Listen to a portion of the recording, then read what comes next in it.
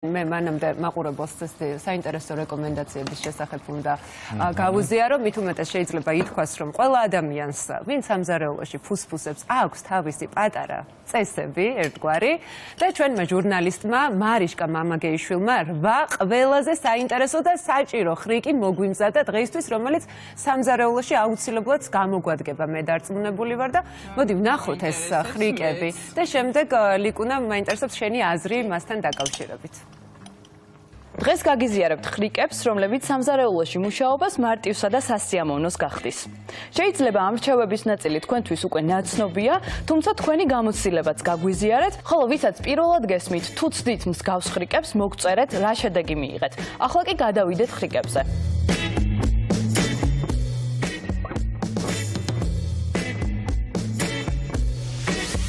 სამზარეულოში პირველი და ძალიან მნიშვნელოვანი არის დაფა, რომელიც ხშირ შემთხვევაში მოძრაობს და არ არის კომფორტული.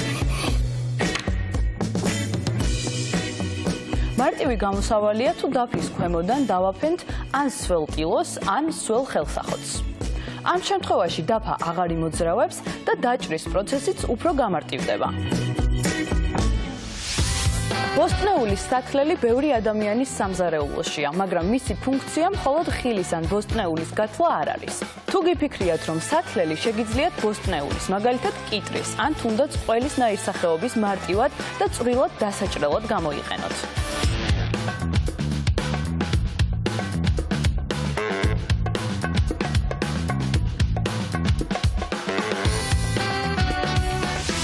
იმისათვის, რომ დრო დავზოგოთ და ნიორს მარტივად მოვაშოროთ ფურცლები, საჭიროა რამდენიმე საფეხური. ხელით ან დანით დავჭყლიტოთ ნიორი. მოვათავსოთ ორ თასს შორის ან კილაში. ამას არ აქვს გადამწყვეტი მნიშვნელობა, ორივე შემთხვევაში შედეგი იგივე იქნება. ძლიერად გამოძრავოთ და ნიორი უკვე გარჩეული იქნება. დარჩენილი ნიორის კვილი, რომელიც ასევე უნდა გავარჩიოთ, რამდენიმე წუთით მოვათავსოთ ცხელ წყალში და ამის შემდეგ უკვე მარტივად გაიბრძვნება.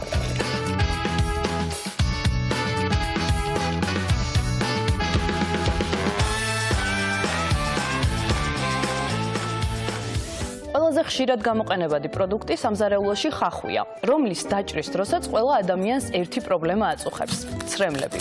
ბევრი ადამიანისთვის ეს მეთოდი ნაცნობია, მაგრამ მოდით რამდენიმე ვერსიას გირჩევთ. პირველი, არ მოაჭრათ ხახვს უკანა ნაწილი.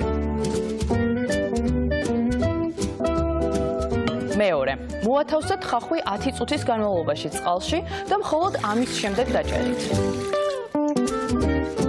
მესამე, ხახვის სველი დანით დაჭერით.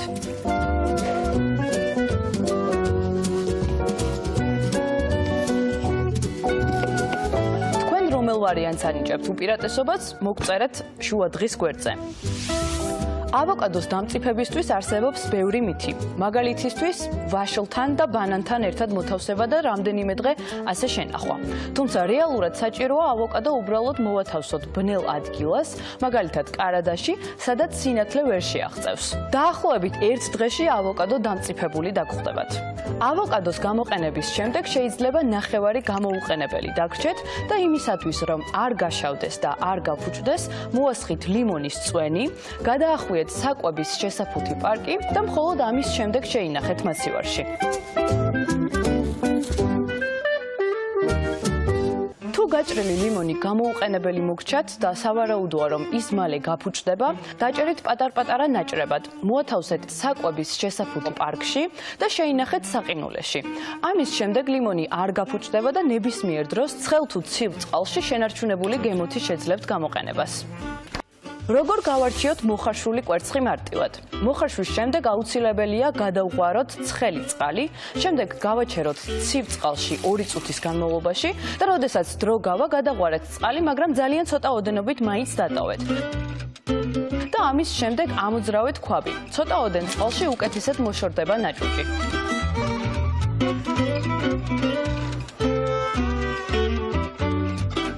ხშირად, როდესაც ცომის კეთება გვიწევს, გვჭირდება კარაქი, რომელიც შეიძლება გაყინულ მდგომარეობაში გვქონდეს შენახული. იმისათვის, რომ დრო არ დავკარგოთ გასადნობად, შეგვიძლია გაყინული კარაქი გავხეხოთ და ამ მასის გამოყენება უფრო მარტივი და სასარგებლოც იქნება ცომის კეთებისას. სულ ეს იყო, იმედია მოგეწონათ სამზარეულოს ხრიკები, რომლებიც რეალურად დიდ შედეგს იძლევა და გვიმარტივებს ყოველდღიურობას.